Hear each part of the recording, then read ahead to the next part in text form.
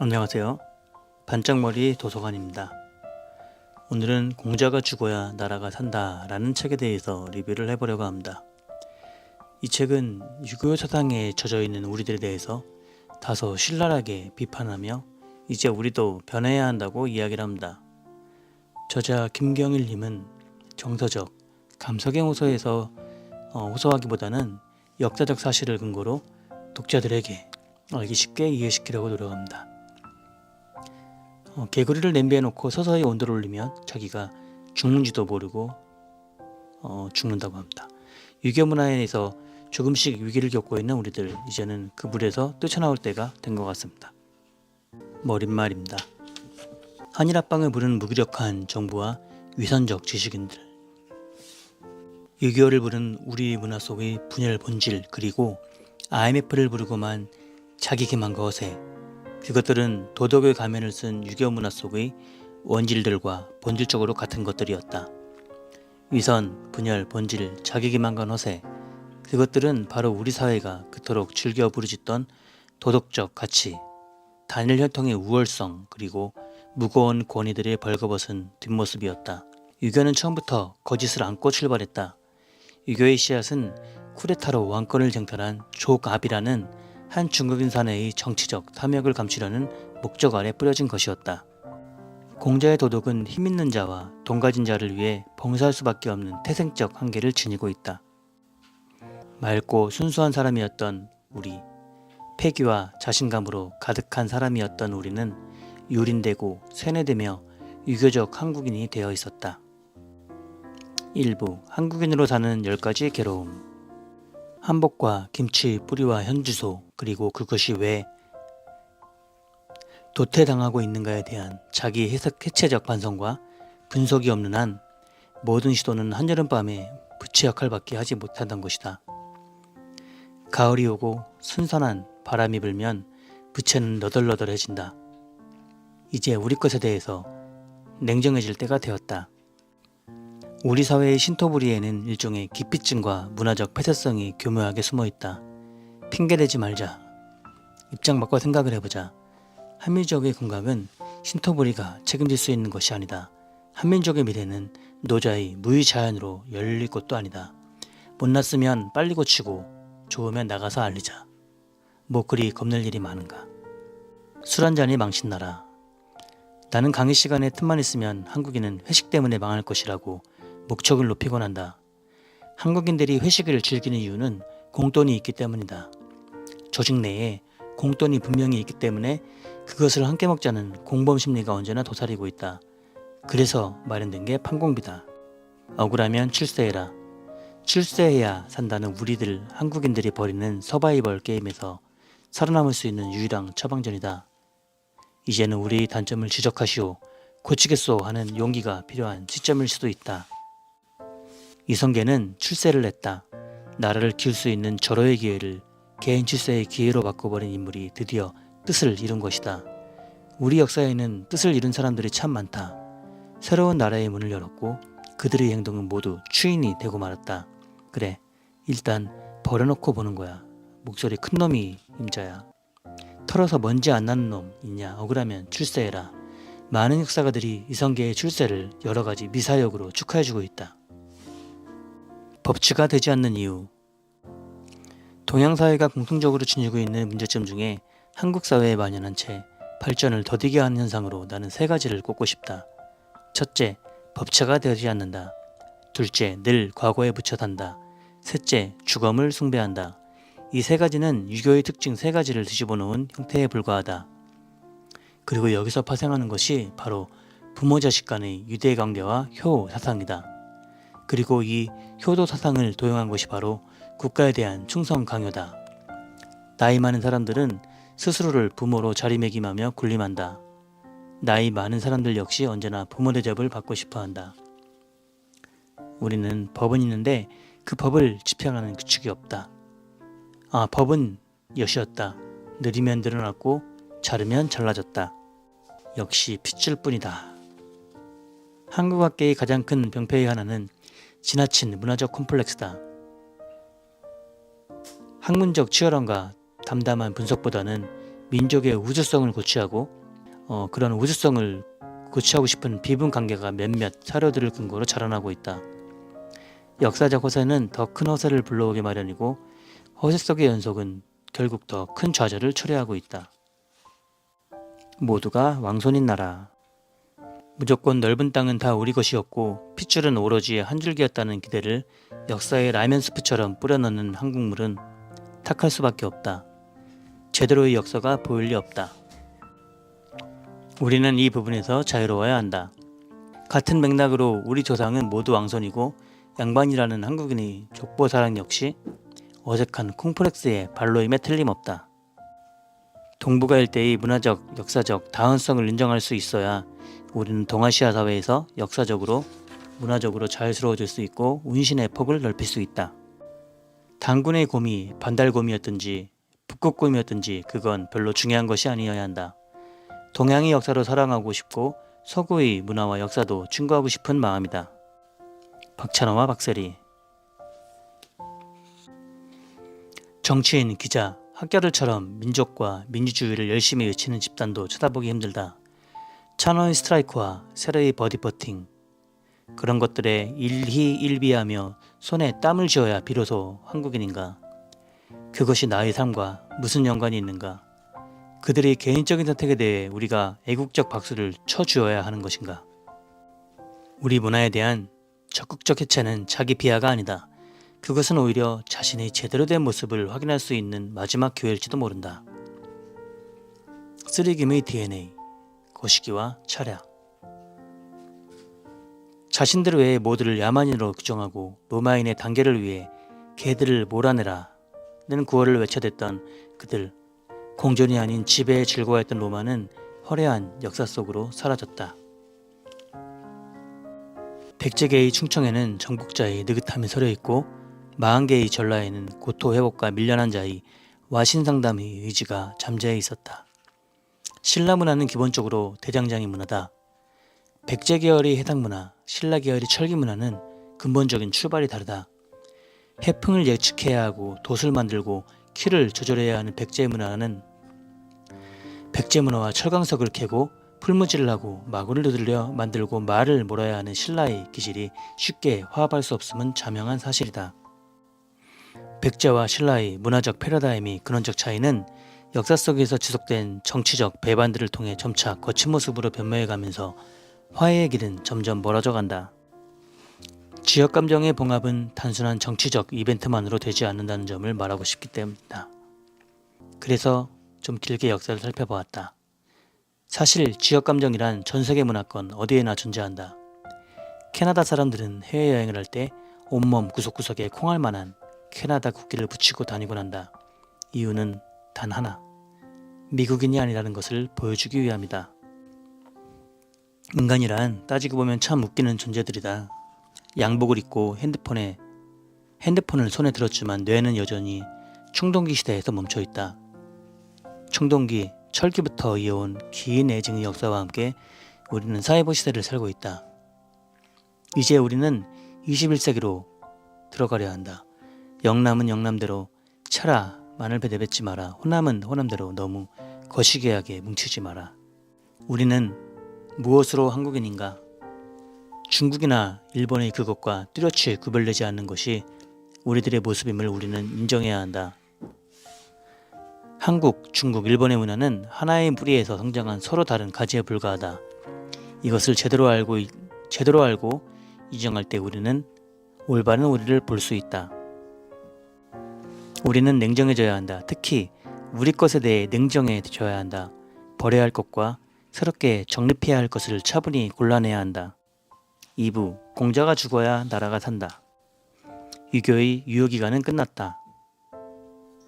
유교 문화 속에서 성장해온, 그래서 알게 모르게 유교적 위선에 절어버린 엘리트들을, 이들에게서 어떤 희망을 발견할 수 있을까? 우리 사회의 더러운 부유물처럼 떠있는 목소리와 주장과 구호와 이념들 밑에 도사리고 있는 유교적 권위, 그리고 그것들 앞에 엎드리는 타협, 그래서 만들어지는 불공평과 불투명함들, 그 본질들을 해체하고 찢어내고 씻어내지 않는다면 우리들의 삶의 나뭇가지는 우리들의 삶의 나무는 가지를 뻗지 못할 것이며 푸른 잎이 돋아나지 못할 것이다. 중국과 일본이 유교를 벌인 이유. 1842년의 아편전쟁은 서구와 중국 모두를 놀라게 했다. 중국은 잠자는 사자가 아니라 별 볼 일 없는 종이 호랑이에 불과하다는 것을 알게 되었다. 서구에 녹아버린 중국의 모습이 일본에게는 커다란 충격이었다. 더구나 1854년 도쿄만의 250문의 대표로 부정한 10척의 군함을 이끌고 나타난 미군 해군 제독 페리의 모습은 도쿠가와 막부를 불안과 회의 속으로 몰아넣었다. 1868년 출범한 메이지 정부는 새로운 일본 건설을 위한 연구에 착수했다.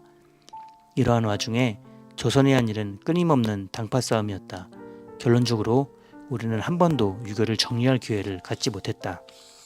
조상 숭배 의식의 기원. 조갑이 만든 깜짝쇼. 조상신 숭배는 훗날 공자에 의해 유교 문화의 단초로 사용된다. 당시 전쟁을 이끈 주나라의 왕은 무였고 은나라의 왕은 주였다. 이 전쟁 후에 후대 유교 사가들은 은나라의 주왕을 천하의 폭군으로 묘사하고 있다. 좌우지간 전쟁이고 선거고 이기고 볼 일이다. 좋은 대학에 붙고 볼 일이다. 어쨌든 전쟁은 주나라의 승리로 끝났고 패망국 은나라에 취한 조치 중에 특이한 것이 있었다. 그것은 바로 은나라의 재래 전문가들을 살려둔 것이다. 중원의 패자가 된 지금 수많은 외교, 전쟁, 농업, 수렵 등에 따른 재래 등을 관장해야 할 필요가 있었다. 은나라의 재래 문화 전문가들을 살려둔 것이었다. 공자는 왜 거짓말을 했나? 유의 출신 배경에는 재래 문화가 있다. 유는 바로 재래를 총괄하고 집행하는 인물로 일정의 정치적 분위기마저 주술로 통제하는 존재였다. 당시 유 집단이 만들어낸 주나라의 정통성은 대충 이런 것이었다. 즉, 타 부정을 포함한 모든 종족들의 토템이나 조상신을 초월하는 존재가 하늘인데 유일하게 주나라의 왕만이 하늘의 아들이라는 것이었다. 이게 바로 천자다. 초월자의 아들인 천자는 자신들의 아들을 각 지역의 정치 책임자로 보냈는데 이것이 바로 지역의 제후들이다. 동양사회의 뿌리 깊은 혈연주의의 시발이 된다. 유에 대한 이야기를 이렇게 상세하게 한 이유는 공자가 바로 이들 유 집단의 이데올로기를 정통으로 받아들인 인물이었기 때문이다. 그는 주나라의 정법제도에 크게 심취해 있었다. 은나라의 모든 역사적, 정치적 그런 사건들을 미화하기 시작했다. 도덕적 기준을 만들면서 검증이 불가능한 과거의 일문을 내세워 논쟁의 싹을 처음부터 잘라버리고자 했기 때문이었다. 허구의 가치, 왜곡된 가치를 추구했고 심지어 이를 제자들에게 강요했다. 동양사회 전체를 거짓과 왜곡으로 끌어들인 장본인이 될 수 있었던 순간이었다.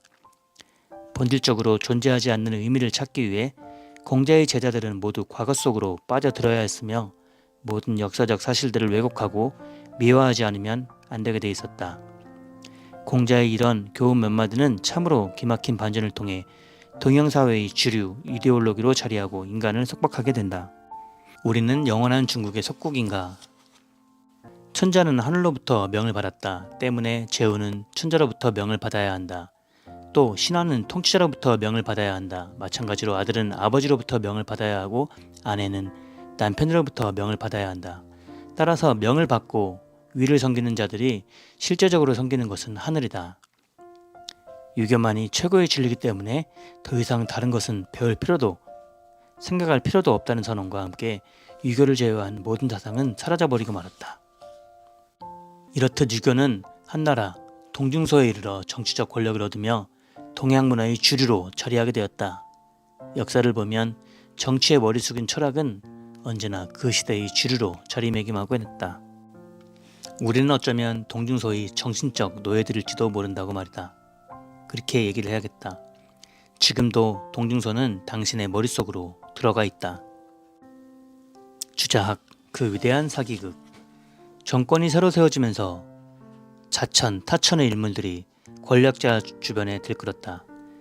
태조 이성계 주변에 정도전이 있었다. 조선 500년 동안 지식인들의 사유는 주자의 관념 체계 안에 갇혀 한 걸음도 밖으로 나가지 못했다. 도덕이며 우주론은 모두 허황된 이야기였다. 그건 가면에 불과했다. 그들은 그것을 매개로 정적들을 제거하는 데 혈안이 돼 있었다. 어차피 황당한 논리였으니 결론이 난리가 없었다. 그것은 정도전이 초기에 힘을 기르기 위해 이색, 권근, 정몽주, 우연보 등을 무자비하게 탄압하면서 뿌린 씨앗이 맺은 열매이기도 했다. 그리고 그것은 저 먼 옛날 은나라의 조갑이 자신의 정치적 입지를 위해 조상을 끌어들 때부터 잉태된 씨앗이었고 한무제를 위한 동중서의 계략 속에 감추어진 씨앗이었다. 또 자신의 철학적 사유를 논어 맹자에 덮어씌운 주자의 영민함도 맥을 같이 한다. 잘못된 출발, 정적을 죽음으로 몰아넣는 이 비열한 싸움, 당정으로 불리는 싸움의 시작은 처음부터 예고된 것이나 다름없었다. 죽은 박정희가 다스리는 나라.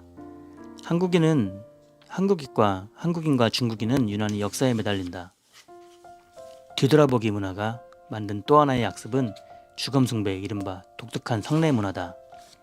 주검으로 처리하지 않고 또 다른 삶의 연장으로 해석하는 유교의 상례 문화는 주감치정과 분묘 치장 문화를 만들었다. 이 뒤돌아보기 문화로 한국인은 오래도록 미래를 본 눈을 갖지 못했다. 또 기껏 미래를 위한 행동이라고 해봐야 몇 자리 미리 봐두는 차원에서 머물고 있다. 공자 바이러스. 유교 문화는 그 자신이 몸담고 있는 사회 자체를 부식시켜 마침내 붕괴에 이르게 하는 바이러스와 같다.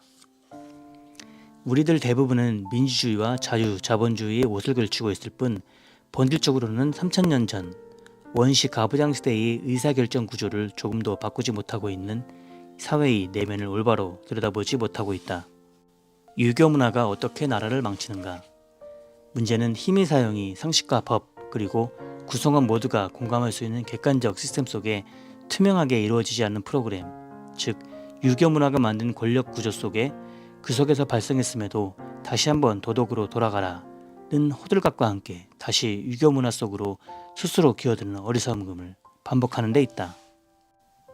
한일합방, 6.25, IMF는 국가적 사건이지만 그 출발은 결정권을 쥔 힘을 가진 자들의 적절치 못한 의사결정에서 비롯됐다. 나라를 일본에 내준 이들은 전형적인 유교적 관료들이었다. 바로 논어, 맹자, 대학 따위의 유교 경전만이 머릿속에 가득한 관료들이었다. 이들에게 나라는 중요한 것이 아니었다. 자신들이 속한 지역을 기반으로 그 기반으로 한 집단 이익만이 중요한 것이었다. 1945년 독립이 된 후 새로운 한반도를 세울 기회는 다시 한번 실패로 끝나고 만다. 실패의 원인은 무엇이었을까? 결정적인 원인은 또 한번 유교적 형태 때문이었다. 바로 보수를 근거로 한 집단 힘겨루기가 그 원인이었다.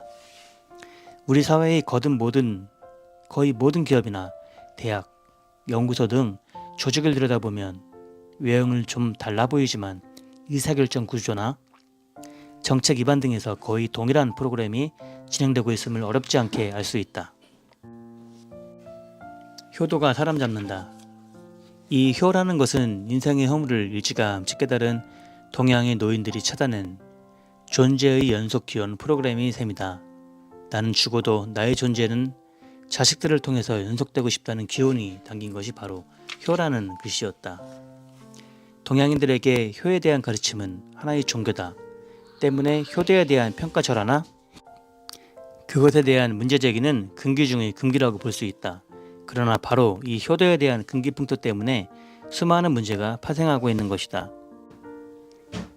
유교적 교훈들이 대부분 그렇듯 정과 심에 호소하는 이들 교훈들은 산업화가 가져온 가족 구성원들이 다양한 위치 변동과 상황 변화를 효과적으로 해석하고 대체할 수 없게 만든다. 그들에게 필요한 것은 단순한 효도가 아닌 구체적인 의료 서비스인 것이다. 노인들의 문제는 효도로 풀어야 하는 것이 아니고 국가와 사회에서 제도와 설비와 관심으로 풀어야 하는 것이다. 3부 일본이여 들어오라, 중국이여 기다려라. 칼마다 맛이 다르다. 한중일 삼국의 문화를 비교하면서 늘 흥미있게 생각하는 것은 식칼이다. 삼국의 칼 중에 일본의 칼이 제일 깨끗하고 폭이 좁다. 또 제일 뾰족하고 길어 전체적으로 개인 삼각형의 형태다. 중국인의 식칼은 일본인들의 식칼에 비하면 차라리 도끼다. 한국인의 식칼은 중국인의 식칼과 일본인의 식칼이 딱 중간적인 형태다. 한중일 세 자루의 식칼은 세 나라 사람들이 행동 양식을 그대로 대변하는 상징물들이다. 세 자루의 서로 다른 칼이 만들어낸 요리는 정치적 환경과도 밀접한 관련이 있다. 토막친 돼지고기와 야채들을 한데 섞어 화르르 볶아내는 것처럼 중국의 통치는 언제나 두루뭉술이다. 한국은 어떤가? 바로 김치 그 자체다. 국민들은 각각 개성이 강하고 성격도 강하다. 따로따로 떼어놓으면 엄청 똘똘하다. 마치 싱싱한 배추처럼. 그러나 그 위에 소금이 한번 뿌려지면 모조리 숨이 죽는다. 일본은 사심이 그대로다. 국민들은 각기 살기 바빠서 바삐 파닥인다. 또 각각의 조각으로 살아있기 때문에 나름의 일에 대한 애착을 갖고 서로의 개체를 인정한다. 하지만 결국은 접시 위를 떠날 수 없다. 민족의 특성이란 환경에 의해 만들어지는 후천적 습성의 복합체다. 무조건 우리 것이 좋다고 외칠 일이 아니다. 자신의 모습에서 부족한 것이 있다면 부끄러워하지 말고 곁에서 배워야 한다. 일본 만화에서 배운다. 아톰, 마징가 제트, 은하철도 999, 엄마 찾아 단말리, 드래곤볼, 슬램덩크. 이제 일본의 애니메이션은 더 이상 일본인들 것만은 아니다. 이 점을 냉정하게 인정해야 한다. 유교의 엄숙주의는 만화 자신이 지닌 두 가지 속성 때문에 일본 만화를 거부한다. 하나는 일본 만화가 지닌 허풍과 경박성 때문이다. 상상력과 위트가 만화의 핵심이라면 유교의 핵심은 현실과 엄숙함이다.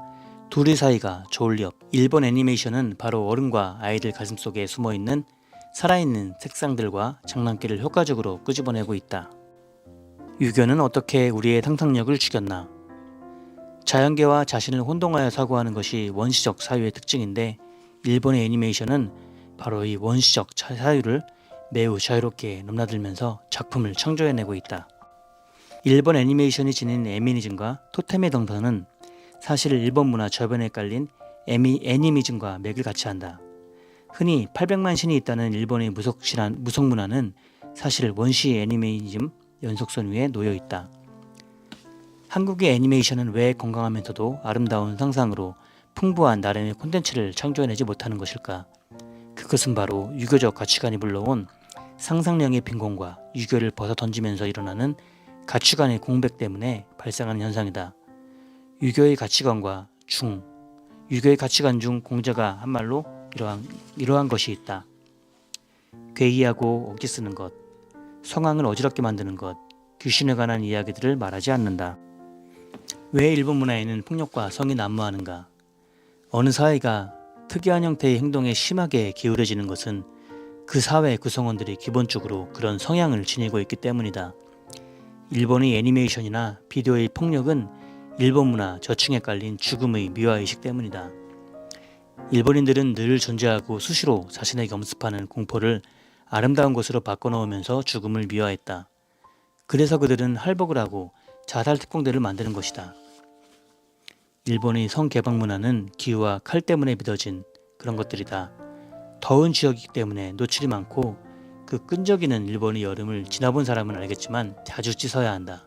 그러다 보니 성적인 유혹과 접촉이 많아질 수밖에 없다. 또 다른 하나는 앞의 폭력 문화 부분에서 살펴본 것처럼 칼의 문화가 빚은 성폭행들 때문이다. 수시로 유린되는 여성들 역시 나름의 합리화가 필요했으며 그 합리화가 바로 조금 느슨한 종교관념으로 바뀐 것뿐이다. 중국을 이기려면 먼저 철저히 장사꾼이 되라. 그 사람은 장사꾼이다. 장사꾼은 장사해서 유물을 남기면 그만이다. 중국인들은 정치를 잘하는 지도자보다는 상치를 잘하는 인물을 영도자로 흠모하고 따른다. 중국을 유기적으로 통치하는 인물들의 공통점은 장사꾼 기질이라는 점이다. 중국인과의 대화에서 철저하게 장사꾼 법칙에 따라 진행되어야 된다. 중국인들과의 거래에서 성공할 수 있는 방법이 있다. 그것은 앞서 이야기한 것처럼 무엇이든 팔겠다는 철저한 장사꾼 기질로 무장하는 것이다. 한문 사용을 주장하는 분들의 진짜 속내. 국한문 혼용을 주장하는 사람들의 내면에는 한자 교육을 통해 유교적 가치관을 재교육하고 싶은 의도가 숨겨져 있다. 한자는 아시아에서의 의사소통 수단으로 받아들이며 사용하면 되는 것일 뿐 한자를 한글에 섞어서 쓸 필요는 없다. 4부 공부는 끝났다. 공부는 끝났다. 사람들은 자신이 필요한 정보가 어디에 있고 그것이 어떤 의미를 지니고 있으며 현재 당면한 문제와 어떻게 연결되어 있는가를 감지하고 풀어낼 수 있어야 한다. 아이들에게 필요한 것은 다양한 사물을 보고 만지고 먹어보면서 청각과 촉각 등을 훈련하는 일이다. 공부를 위한 공부는 끝나야 한다. 이제는 사람으로 살아가는데 필요한 지혜를 찾아낼 수 있는 사람을 만들어야 한다. 실력이 도덕이다. 한국의 학생들이 길을 못 펴는 이유 중에 하나는 점수와 등수 때문이다. 이 점수와 등수는 알게 모르게 사람을 주눅들게 하는데 대학 평가제를 바라보는 대학들 역시 주눅들기 마찬가지다. 한 가지 웃기는 건 자기들 나름대로 한국 제일의 두뇌로 자처하는 친구들이 늘 뭉쳐다니고 엉켜산다는 것이다. 이들의 이런 행동은 지식을 독점했고 관직을 독점했던 양반사회의 전통과 맥을 같이 한다. 간판 하나로 모든 것을 판단해버리는 우리 풍토는 결국 모두가 한 배를 탔다는 점을 생각해 볼 때 심각한 반성을 필요로 한다. 리더와 오더의 시대는 끝났다. 이제 팀워크와 코퍼레이션의 시대가 왔다. 이제 우리들 공존의 삶의 현장에서 필요한 것은 팀메이트들이지 혼자 잘난 리더가 아니다. 이제는 실력이 도덕이다. 아부와 처사의 생존 전략은 이제 끝났다. 굽실거리는 모습으로 도덕을 가늠하던 시대도 끝났다. 실력으로 인정받고 실력으로 일하는 시대로 들어서고 있다. 우리 아이들이 정말 피곤한 이유. 우리는 모든 인간에 대해서 예의를 표해야 한다. 그 첫 번째는 자기 자신이다. 아이들이 갑자기 피곤해지는 이유는 본능적인 자기 방어 때문이다. 엄마 아빠가 할 말이 뻔하기 때문에 듣기 싫다는 의사표시가 바로 피곤하다이다. 어떻게 해야 하나? 방법이 있다. 인사를 바꿔보라. 사랑한다. 어서와. 어서와는 너를 기다렸다. 너는 환영받는 존재야. 더구나 아이들이 이제 온갖 문화권인 사람들과 함께 어울려 살아야 한다. 그들과 만날 때 첫 번째로 건네야 하는 것이 바로 따뜻한 미소이고 당신을 인격체로 인정한다는 마음이다. 5부 한국인을 넘어서. 한국인으로 사는 것보다 더 중요한 것은 우리가 땅 위에서 하늘 아래서나 사람으로서의 가치와 생명의 존엄성을 인정받으면서 사는 일이다.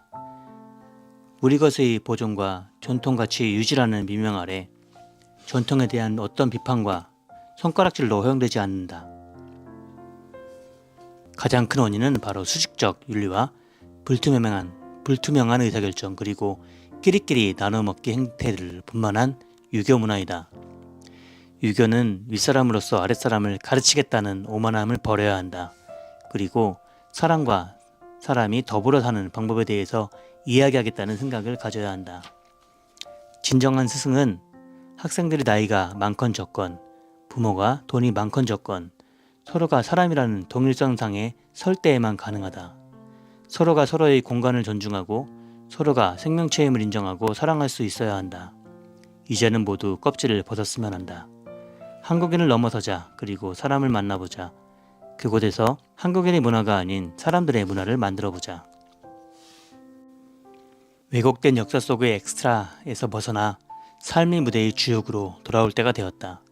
유교 문화가 낳은 왜곡된 정치적, 사회적 권위에 빼앗긴 인간다움을 되찾고 싶고 칙칙해진 내 마음의 창을 맑게 닦으며 살고 싶다. 그 창으로 이웃들의 따스한 가슴을 들여다보며 살고 싶다. 종아리를 걷어라. 우리 사회의 아픈 모습들을 지적하면 끝이 없지만 원인은 쉽게 찾아낼 수 있다. 모두가 공감할 실의 정신이 이 사회에는 없다. 자신의 조그만 이익을 모두를 위해 양보할 수 있는 여유가 이 사회에는 없다. 잠시 기다리면 모두에게 기회가 온다는 신뢰를 어디에서 찾아볼 수가 없다. 내일을 위해 인내할 만한 가치가 없다.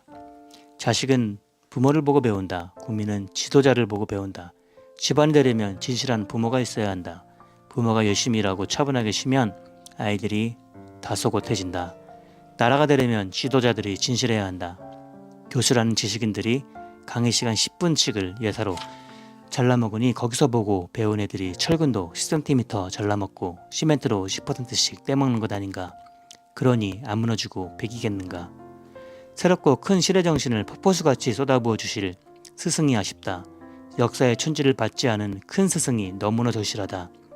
큰 스승이 계셔 물이 시퍼렇게 오른 물풀연함으로 국민을 괴롭히는 저 왕초보들과 졸개들의 등짜구니가 후줄근하도록 펴주시면 우리들도 기꺼이 종아리를 거둘 것인데. 할 말을 해라. 시대는 바뀌었다. 바뀐 시대에 바뀐 말을 해야 한다. 우리는 오랫동안 침묵했다. 한국 사회에는 침묵하는 다수는 아름다운 것이었다. 침묵은 어떻게 깨야 하며 무슨 말을 해야 할까? 1990년대 말을 해도 된다는 윤호가 떨어졌다. 조선시대 500년을 합하면 그 590년 만의 윤호였다. 하지만 우리는 무슨 말을 어떻게 해야 할지 몰랐다. 오랜 언어의 침묵은 어법을 상실하게 만든다. 외마디 소리와 외마디 소리가 부딪히는 현상이 바로 싸움이다. 우리는 이제 말을 해야 한다. 자신을 감추고 진실을 감춘 왜곡된 목소리가 아닌 자기 스스로의 말을 할 수 있어야 한다. 장점과 단점을 적나라하게 보여주고 났을 때 처음 보이는 반응은 언제나 감사였다. 우리 사회에는 이것이 없다. 서로를 인격체로 보면서 문제를 동일선상에서 풀어가려는 노력은 언제나 상대방을 감화시키기 마련이다. 그동안 끌어안았던 역사 속의 사회 속의 오류와 왜곡을 꺼내놓자 마음이 시원해질 것이다.